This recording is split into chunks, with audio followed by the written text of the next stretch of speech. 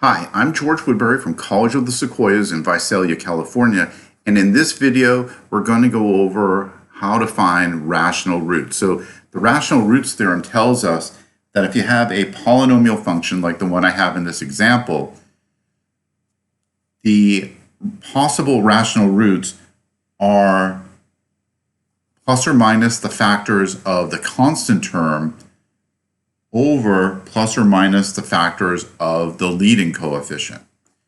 So for the x cubed term, the factors of 2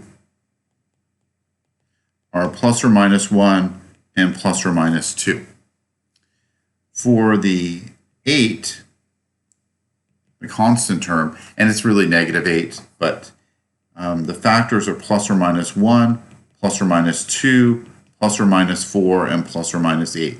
The integers that divide into 8 are negative 8 evenly. And so all of the solutions all the rational solutions have to be of the form some factor of 8 over some factor of 2. And we need to list all the possible roots. There are going to be some that are going to be duplicates. I'll show you how to find those. What I'd like to do is start with the one of the leading coefficients factors and put all of the other ones over it. So I'm going to start with the 1 from x cubed. So we're going to get plus or minus 1 over 1, which is 1, plus or minus 2 over 1, which is 2, plus or minus 4 over 1, and plus or minus 8 over 1. Now I'm going to do the same thing, but over the other factor of 2. 1 over 2, that's plus or minus 1/2. 2 over 2 equals 1. And we've already got that one here, so I don't have to worry about that. I move over to the 4. 4 over 2, that's 2. I've already got that one up here. And plus or minus 8 over 2, that's 4.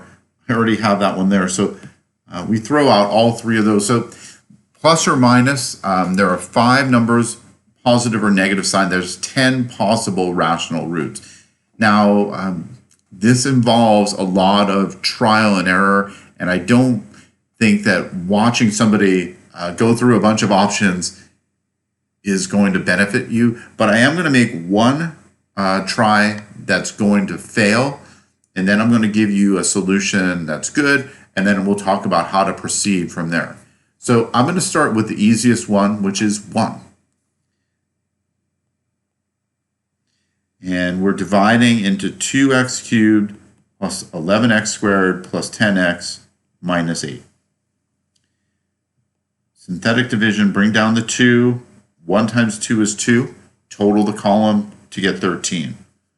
1 times 13 is 13. Total the column to get 23. 1 times 23 is 23.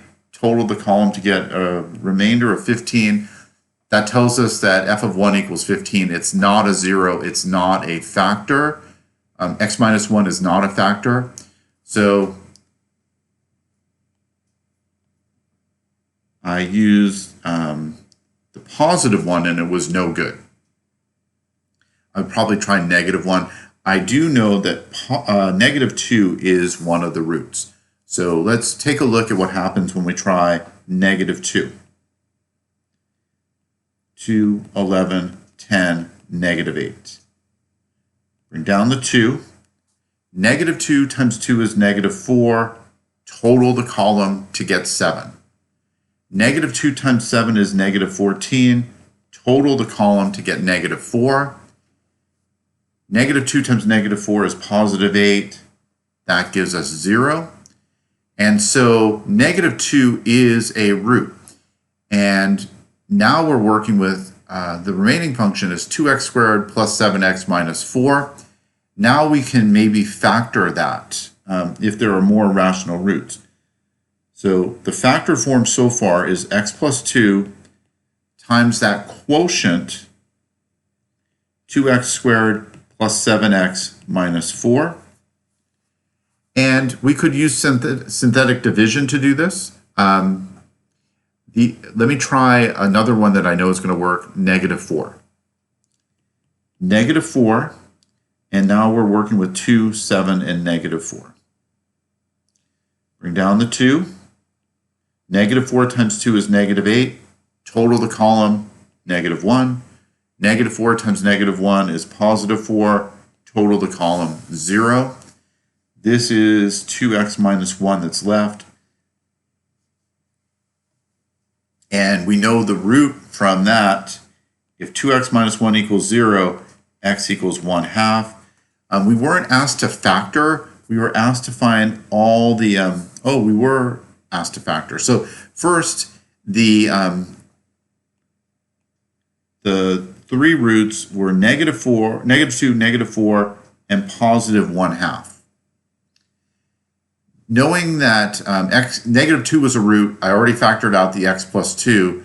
Now knowing that -4 is a root, that tells me that x plus 4 is a factor. And the remaining factor is right here, 2x minus 1. So that's the function in factored form. And that's really helpful when it's time for graphing a polynomial function, as we'll see later, getting it into the factored form. And the -2, -4, and the +1/2, those are going to be x-intercepts for us, which is helpful as well. Let's try one more. This is a 4th degree function. So we want to list all the possible rational roots, find all the zeros, and then factor it into linear. It should actually say factors, not functions. It's the factors of 18 over the factors of 6, the constant term over the leading coefficient. And so 18, I'm starting with 1. Actually, I'm going to list them without the plus or minus signs at this point. 1, 2 goes into 18, 3 goes into 18, 6, 9, and 18 as well. For 6, that's 1, 2, 3, or 6. And so we've got 6 numbers to pair with 4 numbers. That's 24 combinations. Plus or minus, that's 48 possible rational roots. We're going to eliminate several of those as we go. Plus or minus, and I'm going to use the 1 from 6 first. So plus or minus 1 over 1 is 1. Plus or minus 2 over 1, and 3, and 6, and 9, and 18. And none of those are going to repeat. Next, I'm going to move to 2 in the denominator. Plus or minus 1/2. Plus or minus 2/2 is already on the board at 1. So 2/2 we don't need. Plus or minus 3/2 we haven't seen yet. 6/2 is 3. That's already in the top row, so we won't worry about that one. 9/2 we haven't seen yet. 18/2 equals 9, and we already have that up above, so we'll skip that one. We'll move to 3, plus or minus 1/3, plus or minus 2/3. 3/3 is 1, so we can skip that. 6/3 is 2, so we can skip that. 9/3 is 3, so we can skip that. And 18/3 is 6, so we can skip all of those. Finally, the last one is 6, plus or minus 1/6 we haven't seen yet. 2/6 is 1/3, that's in the row just above it. 3/6 is 1/2, that's in the second row. 6/6, that's 1. We've already taken care of that one up top. 9/6 is 3/2, and we already have that one as well. And finally, 18/6, well, that's 3, and that's already listed. So we've been able to cut this down by a bunch. The first number that I know is a root is positive 1. So I'm going to start there. 1 into 6, 17, negative 14, negative 27, and 18. We'll do the synthetic division. Bring down the 6. 1 times 6, total the column.